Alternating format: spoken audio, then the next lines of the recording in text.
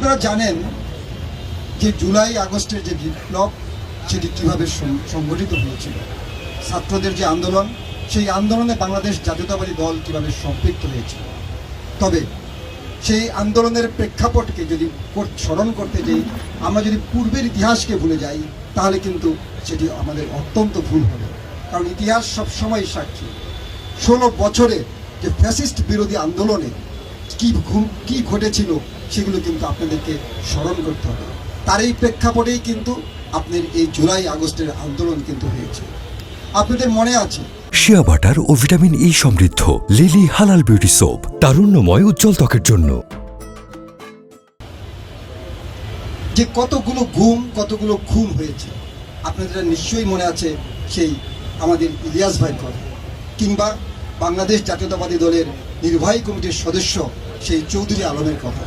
আপনারা কি ভুলে গেছেন তেজগাঁয়ের ছাত্র দলের সভাপতি সেই জাকিরকে? ভুলে গেছেন আপনারা?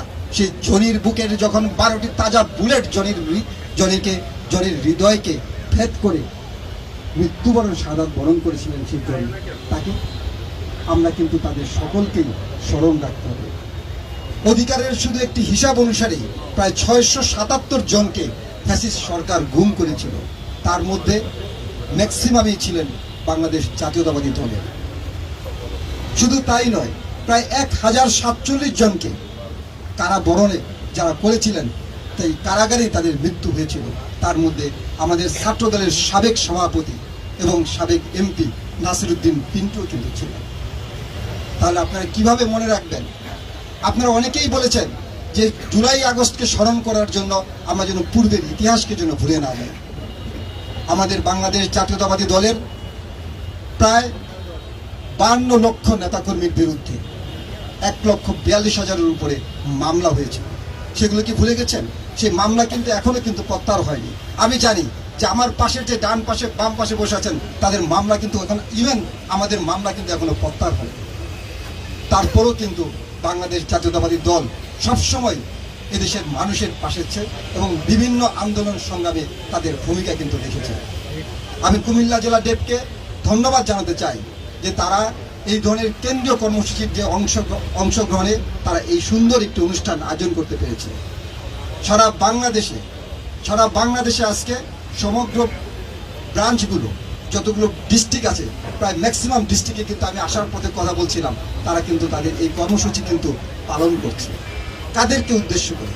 শুধুমাত্র জুলাই আগস্টের শহীদদেরকে উদ্দেশ্য করে কিন্তু করা হয়েছে। দ্বিতীয় শহীদ কে হয়েছিলেন জুলাই আগস্ট আন্দোলনের? ওয়াসিম। তিনি কে ছিলেন? আমাদের ছাত্র দলের ওয়াসিম কিন্তু তখন কিন্তু শহীদ হয়েছিল।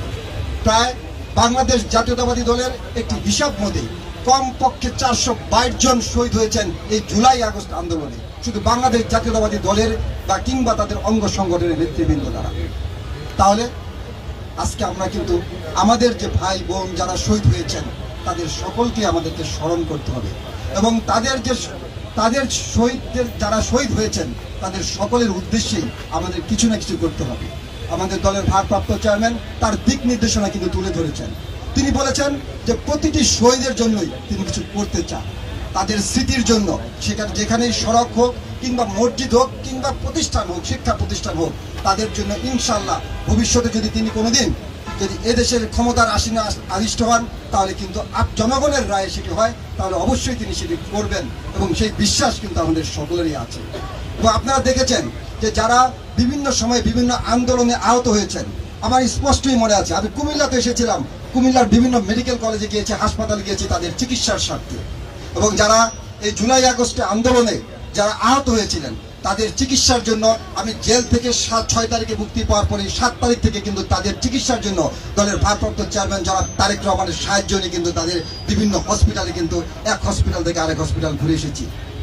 বাংলাদেশ জাতীয়তাবাদী দল সবসময় এই সকল আন্দোলন সংগ্রামের শহীদদেরকে মনে রাখবেন, সেই বিশ্বাস আমি রাখি, এবং তাদের এই শোককে আমরা শক্তিতে পরিণত করে ইনশাআল্লাহ ভবিষ্যতে একটি সুন্দর বাংলাদেশ গড়ে তুলব, সেই স্বপ্নে আশা রেখে আমি বিদায় নিচ্ছি।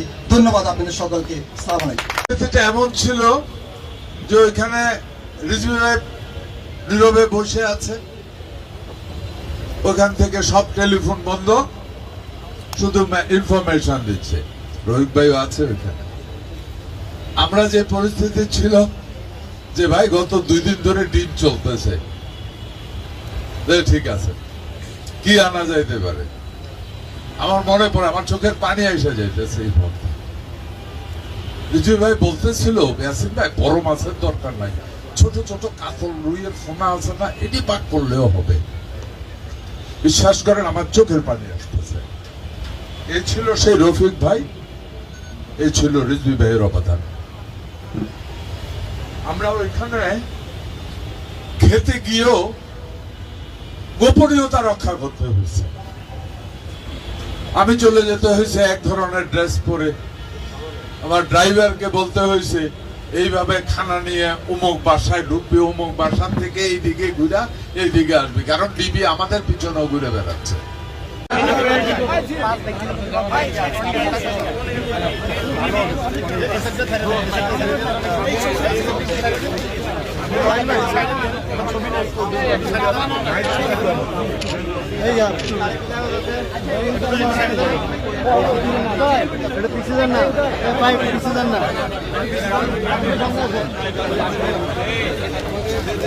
ভাই পিছিয়ে দেন, তারেক কেউ পাই না তো ভাই, আমরা একটু পিছিয়ে যান ভাই। ভাই